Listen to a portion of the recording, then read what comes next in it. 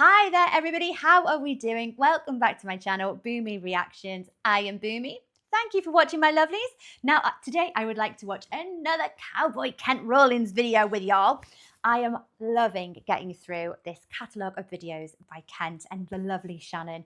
And honestly, these recipes are fantastic. I've had the honour of trying a few of them from my lovely Kent cookbook, and they are flawless recipes. They're foolproof and they are delicious. Oh my gosh, yes, guys, if you haven't tried this cookbook, go ahead, it's awesome. So yes, today we are going to be watching Kent show us how to make some enchiladas, not just any enchiladas, stacked enchiladas. And this video comes as a request from the wonderful David C from my Patreon. Thank you so much for your support, David. So David says, so I have another video for you to watch. It is a classic from Kent Rollins, your favorite cowboy cook. He absolutely is. In this video, he is exploring the Hatch Valley in New Mexico and the chilies there. Well, David, it's funny that you said that because I actually have some Hatch chilies lovingly sent to me by y'all. So thank you very much. So I can't wait to get started in using these wonderful chilies. They've got quite the reputation, haven't they, as being amazing. So I'm going to have to try and recreate some of these enchiladas. I love enchiladas, but I don't know if I'm making them the right way, you know. So I'll have to try Kent's recipe. So Kent's going to be making some stacked enchiladas. These are a lot easier than the rolled enchiladas, although you may want to find a different way of making your sauce. And when you watch the video, you will see why. Poor Kent. Oh! I don't believe it. I don't think he can blunder any of his recipes. I can't believe it. I'll have to watch and see what happens. I'm intrigued now. So David says, I wonder if he has ever lived this one down. I can't believe it. No, Kent doesn't make mistakes. And if he does, he's very good at, you know, convincing the camera that these mistakes are totally intentional. Right, okay, now I'm well and truly intrigued. What on earth has happened in this recipe? And as ever, guys, if you are enjoying these reactions, please like and subscribe to my channel. Thank you so much, my lovelies. If you're interested, I have a Buy Me a Coffee account. The link is here. And if you're interested in supporting my channel any further, thank you so much. I have a Patreon account and the link is in the description below. So let's crack on with the video. Ooh, this week is very special. Where are we going? Down to the Hatch Valley in Hatch, New Mexico. Yes. World famous for what? The Hatch green chilies. We're teaming up with my good friends at the Fresh Chili Company to make some stacked enchiladas. But also we're going to explore the history of the Hatch Valley and let you know what's going on. Y'all stick with me. We're hitting the road. This is going to be a great episode. So I know in a few of these videos, we have seen Hatch chilies and a few of you have sent them to me. Thank you very much. And a handful of you have let me know there is a history behind these chilies and they have to come from this Hatch Valley, don't they?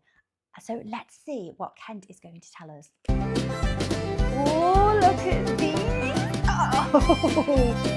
Oh, they look amazing. Hey, thank y'all for joining us. We're south of Hatch, New Mexico. It's one of the best places to be that you can ever find. And the aroma that is coming out of the sky is what? Roasted Hatch green chili. Everywhere you look, it is the season.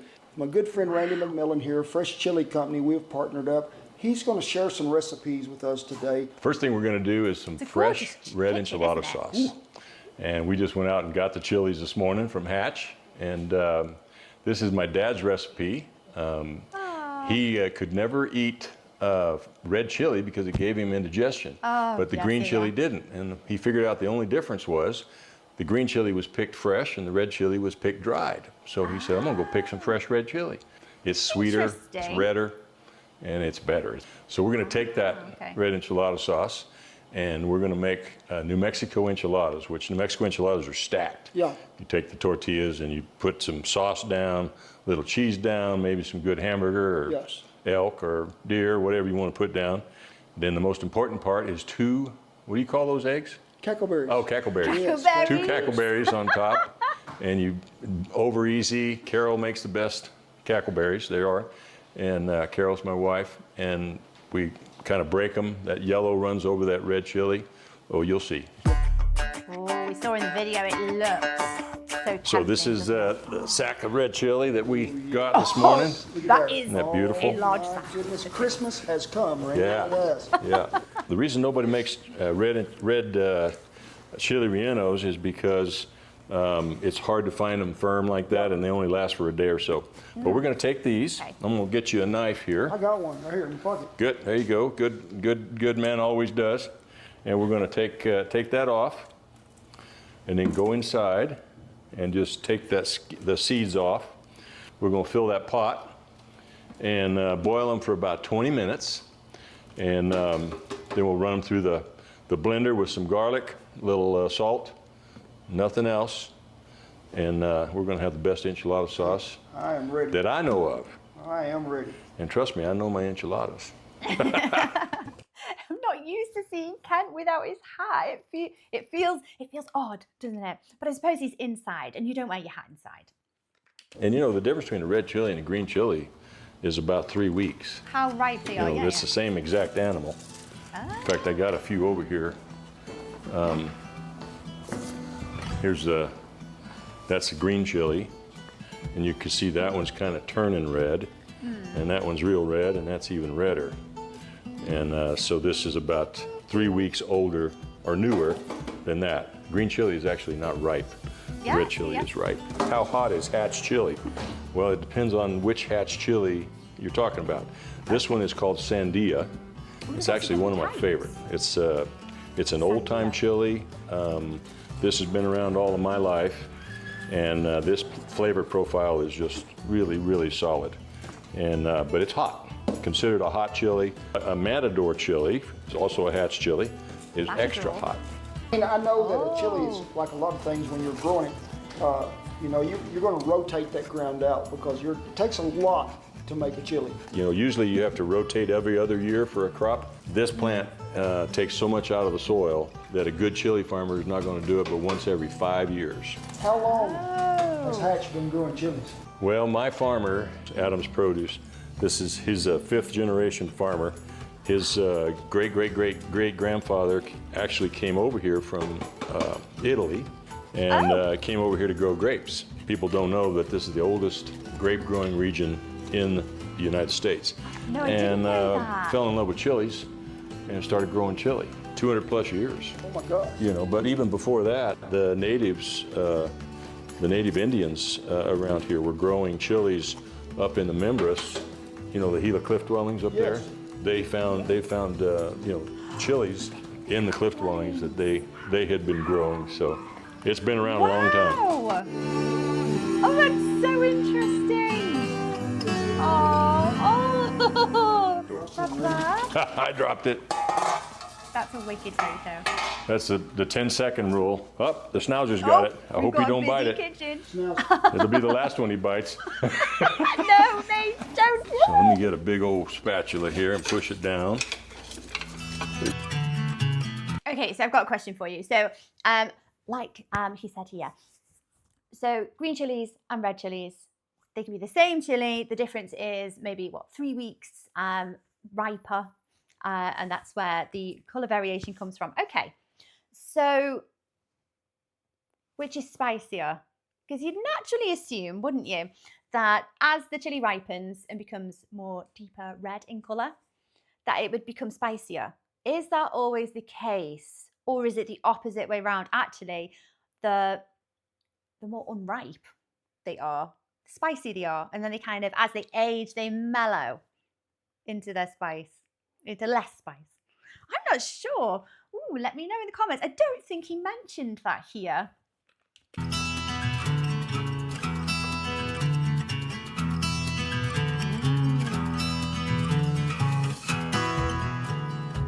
Well, a blistering skin on boiled that. and got tender. Ooh, look at the color. I mean, Pretty. So bright, so pretty. It's just jumping out at you. Gorgeous red You know what? And so we're going to run these through the blender. Okay. Run them through the blender. Then they'll get strained again. Yep. We're going to put them through a drainer and get the skin and the seed out. Next, we're going to put a little water in here. Yeah. Okay. Getting ahead of myself. That's stock. Stock. Yes, that's the correct cooking term for it, isn't it? And I'm gonna put about that much in. I'm gonna cover about half of the chili with that stock, okay? And if you want a thicker sauce, put a little less in there. If you want a thinner sauce, but that's about what we do. When we cook this at the plant in 100-gallon steam kettles, I don't add any water. So when you get our product, it is thick as a brick. I don't think you want to pay to ship water, and I don't want to pay to ship water. I don't want you to buy water from me. So when you get this, you're going to have to add about at least half of a jar in, because it's just too thick. It's not enchilada sauce. I'm going to go ahead and put 3 cloves of garlic in about that much chili. And people are going to say how much salt, and I'm going to say just the right amount. Just the right amount. Probably about that, maybe a little more.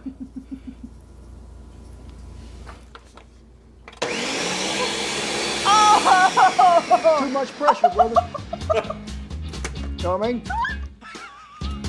Sorry, Carol. Oh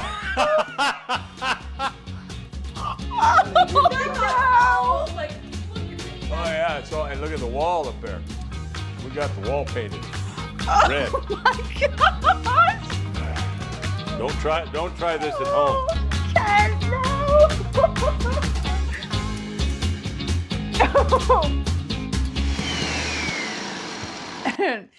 Okay, we're back after spending half an hour tidying up that oopsie. Oh, what did he do? Did he not have his hand down firm enough on top? Oh. We've all been there, Ken. It's happened to all of us more than once. Still happens to a lot of us. Oh. David, that's what you were talking about. Oh gosh. Okay, well. Lesson learned. Okay, I will learn from this. Always put your hand down quite firmly on the top of that food processor. And quite often I'd use an immersion blender, a hand blender.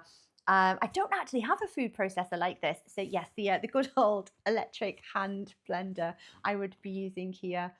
Oh, Kent, dear me. Wasn't that fun, Randy? It was. So after we cleaned up the kitchen, actually after Carol kicked us out, yes, we cleaned up the kitchen. And we didn't lose that much. Allowed back in. Honey, we're sorry. Yes. Don't make me out to be the bad. No, we're the bad guys. And thank you for helping us. But I'm just going to tell you, I'm so glad it was at your house instead of mine. Yeah, look at that. Okay, you want to come in and, oh man, smell that, Kent. That's heaven right there. Yeah, if we had smell-o-vision, yes, it would be the best. Always so this is a colander. Yet? I think it's made specifically for doing what we're doing. I don't know. I've never seen them except in a chili store. So you're seeing that this has taken about 6 of us to make this product, especially with the blow-up we had a minute ago. And but we make this by like 100 gallons at the plant. Actually, we make 300 gallons at a time, and you can buy it right in the jar and pour it in a pan and heat it up and make your enchiladas like we're going to show you how to do in a minute. I also want to show you the difference between the sun-dried and our chili. By the way, when we say sun-dried, it really is sun-dried. We leave it on the vine. We leave those red chilies right there on the vine until January, maybe February, and they are truly sun-dried. I don't know any other company that does that. Everybody else puts the red chili in a machine and they dry it quickly, and when you do that, it gives it a bitterness. So ours are truly sun-dried. So you just go around and around and around like that, and that is your enchilada sauce, right? Now, I have seen these little sieves before in restaurant kitchens. I don't know what they're called. It's not a chinois, is it? They're very effective at sieving. They're very, very good. There, isn't that pretty? And it's just about the right consistency. So much flavor comes out of that. People are going to be blown away.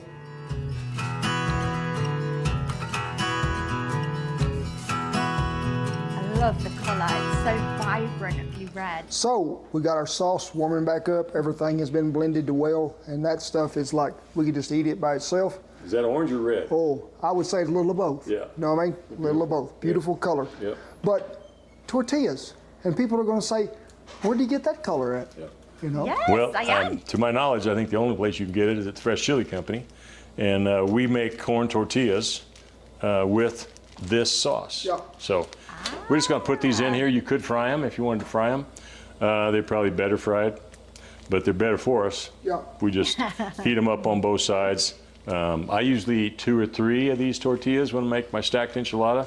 If I'm putting meat with it, which we're not doing today, but if we are putting meat with it, I'll usually eat 2.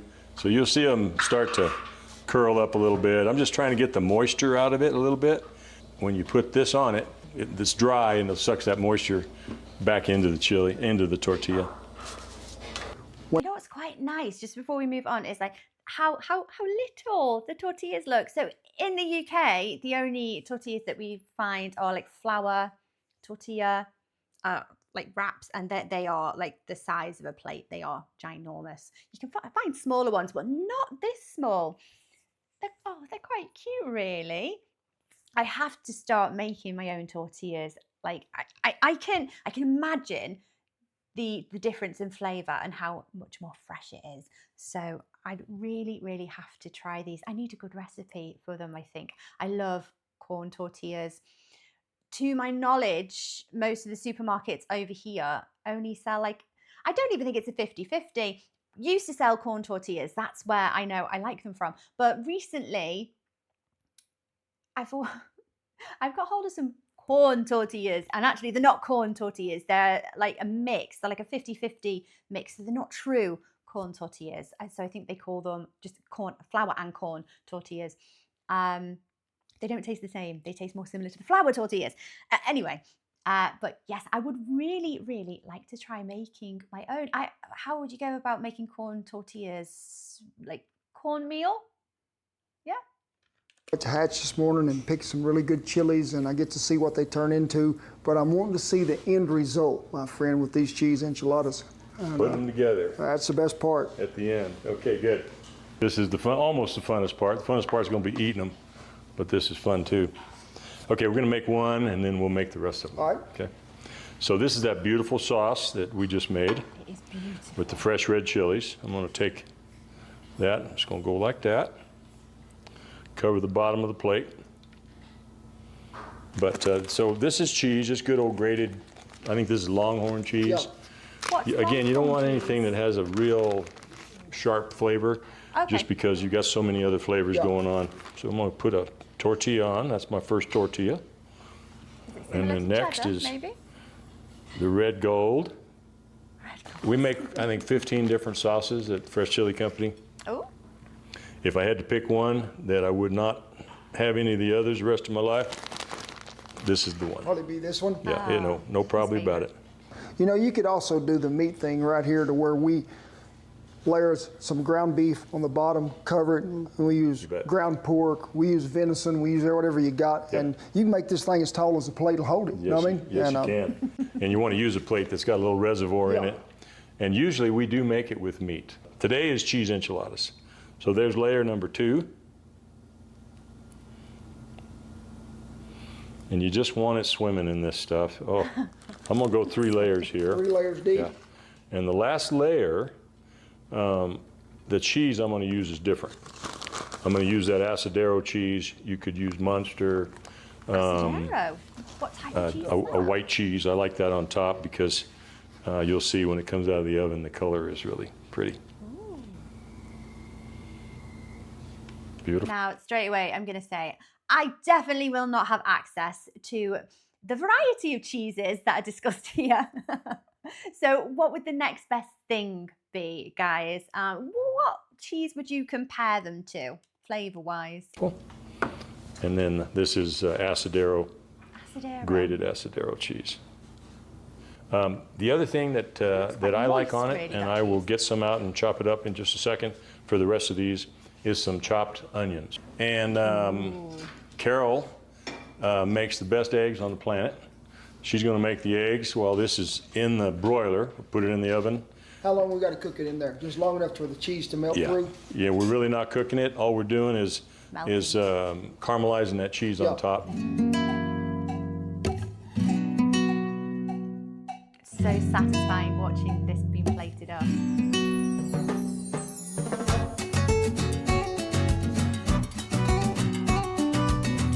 Gosh, they look lovely.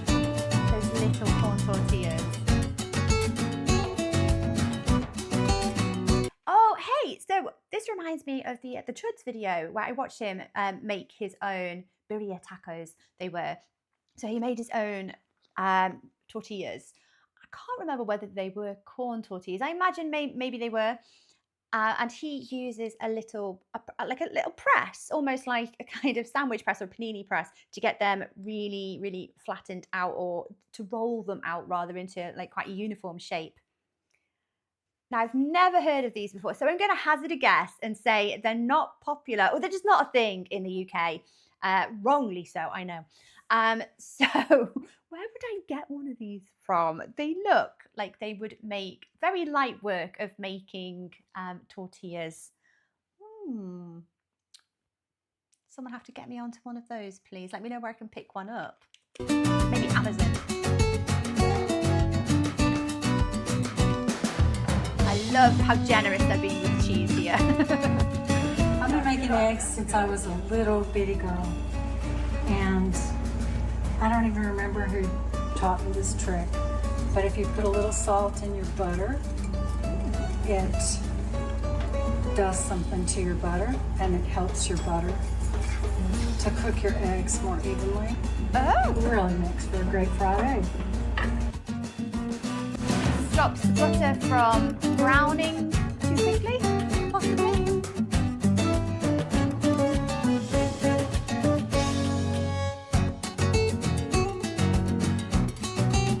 Happy little eggs. Look at these fellas here.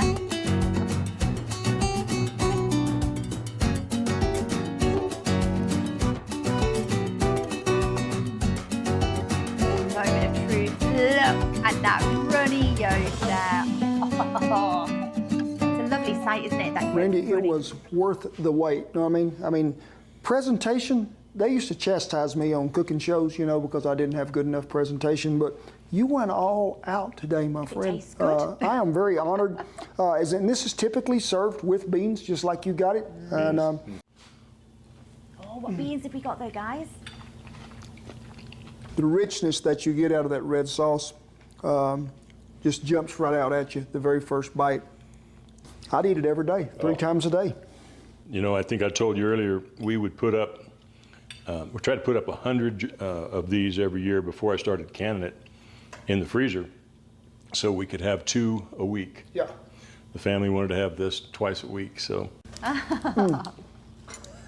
You know where I come from, and on our YouTube videos, every time we take a bite, we're gonna do a little dance. You got a little dance The left in happy you? food dance. Come on. Come on, let the pastor do that.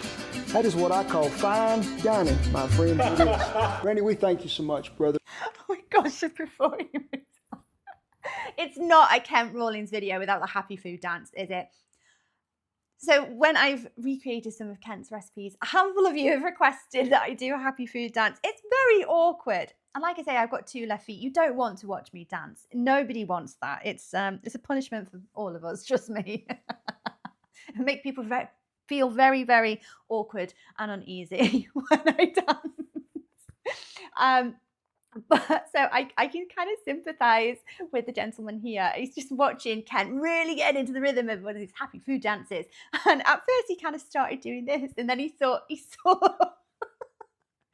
saw the energy that Kent was putting into his dance and thought, I can't compete with that. Sorry. I loved how he was watching Kent try these enchiladas as well. And you could see that confidence there in his face, and he's waiting like, huh?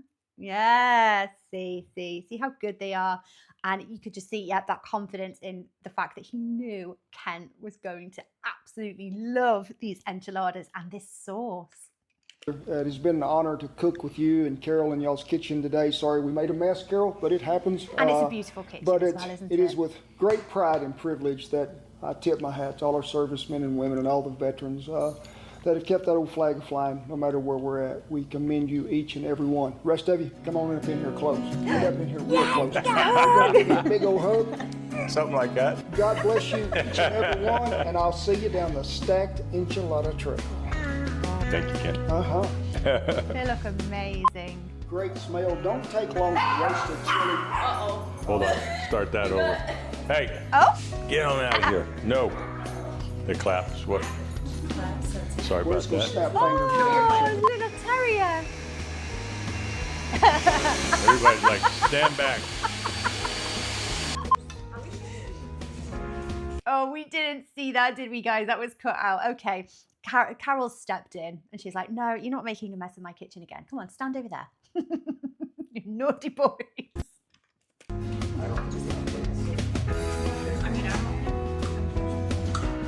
Who's this?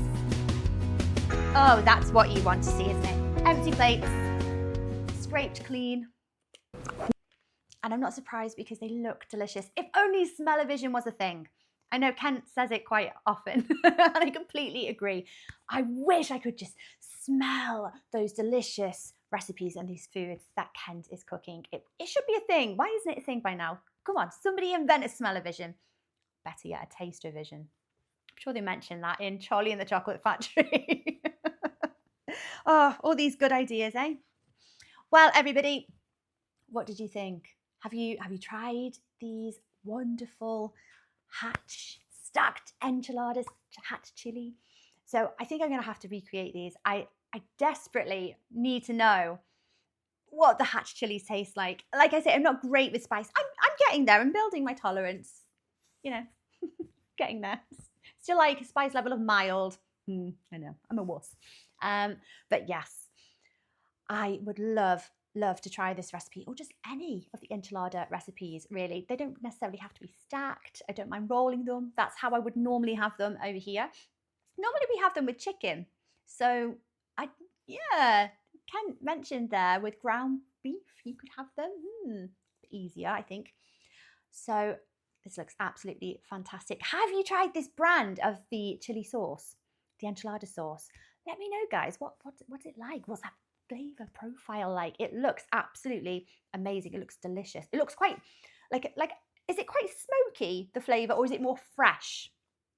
I'd say it looks like it's more of a vibrant, fresh chili kind of taste there. Oh my gosh.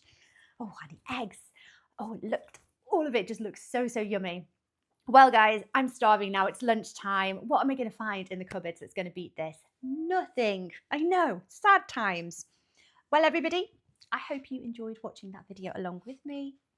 Take care of yourselves, and I will see you on the next video. Bye-bye for now.